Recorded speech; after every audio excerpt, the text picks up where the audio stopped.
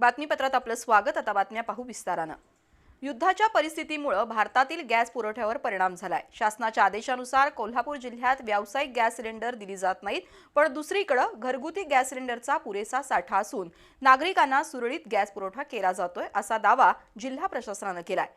पण वास्तविक घरपोच गॅस सेवा फारच कमी ठिकाणी आहे। त्यामुळे सिलेंडर मिळवण्यासाठी अनेक गॅस एजन्सी समोर नागरिकांच्या भल्या मोठ्या रांगा कायम आहेत। त्यातून होणाऱ्या वादावादीमुळे गॅस एजन्सीचे कर्मचारी मेटाकुटीला आलेत। अमेरिका इस्रायल विरुद्ध इराण युद्धामुळे भारतात ऊर्जा टंचाई जाणवू लागली आहे। पेट्रोल डिझेलचा तुटवडा नसला तरी स्वयंपाकाच्या गॅसची टंचाई निर्माण झाली आहे। घरगुती गॅस सिलेंडर बुकिंगची ऑनलाईन यंत्रणा कोलमडून पडली असून पहिला गॅस सिलेंडर घेऊन 30 दिवस उलटले तरी ऑनलाईन बुकिंग होत नाही। त्यामुळे ग्राहक हवालदिल बनले आहेत। गॅस एजन्सीमध्ये जाऊन विचारणा केल्यानंतर उडवाउडवीची उत्तरं मिळतात। एकीकडे कोल्हापूर जिल्ह्यात घरगुती गॅस सिलेंडरची कमतरता नाही असं जिल्हा पुरवठा कार्यालयाकडून सांगितलं जात आहे, पण दुसरीकडे प्रत्यक्षात घरपोच गॅस सिलेंडर मिळत नाही अशी अनेकांची तक्रार आहे। त्यामुळे गॅस एजन्सी समोर मोकळी सिलेंडर घेऊन भर उन्हात उभं राहण्याची वेळ शेकडो ग्राहकांवर आली आहे। तरीही गॅस सिलेंडर मिळेल याची शाश्वती नसल्यानं महिला वर्गातून तीव्र संताप व्यक्त होतोय। तो घरात येतो म्हणून सांगितलेला आहे, तरी पण घरात आलं नाही। आज जवळजवळ 9:15 वाजता नंबरात थांबले उन्हात, तरी पण आता काही कारणानं बंद करून टाकले। इथं जागेवर सिलेंडर देत होत्या, तर लेडीजची काय चुकी आहे सांगा? आणि उन्हाचा तडाखा एवढा बसलाय।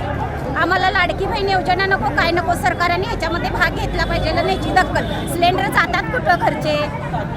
आम्हाला सकाळी 7ला बाहेर पडलो की संध्याकाळी 7ला घरी जातो। आम्ही काम बघावं, आमच्या पोटापाण्याचं बघावं का गॅसच्या टाकीच्या मागं लागावं। एकदा नंबर लावला की पुन्हा नंबर लावून घेत नाही, गॅस मिळत नाही।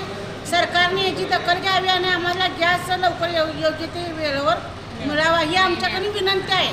काय असेल ते आमची समस्या दूर करावी।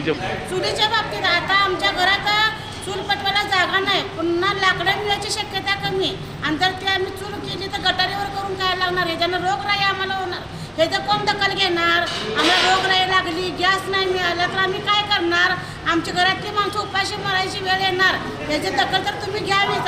ग्रामीण भागात चुलीवर जेवण बनवणं काही प्रमाणात शक्य आहे, पण शहरी भागात अपार्टमेंट्स किंवा बंगल्यात चूल पेटवणं शक्य नाही। त्यामुळं गॅसवरच अवलंबून राहावं लागतंय। अशा परिस्थितीत गॅस सिलेंडरच्या काळा बाजाराला ऊत आलाय। जिल्हा प्रशासनानं केवळ पत्रक काढून सारवासारव करण्यापेक्षा ग्राहकांना घरपोच गॅस सिलेंडर मिळण्यासाठी ठोस उपाययोजना करण्याची गरज आहे।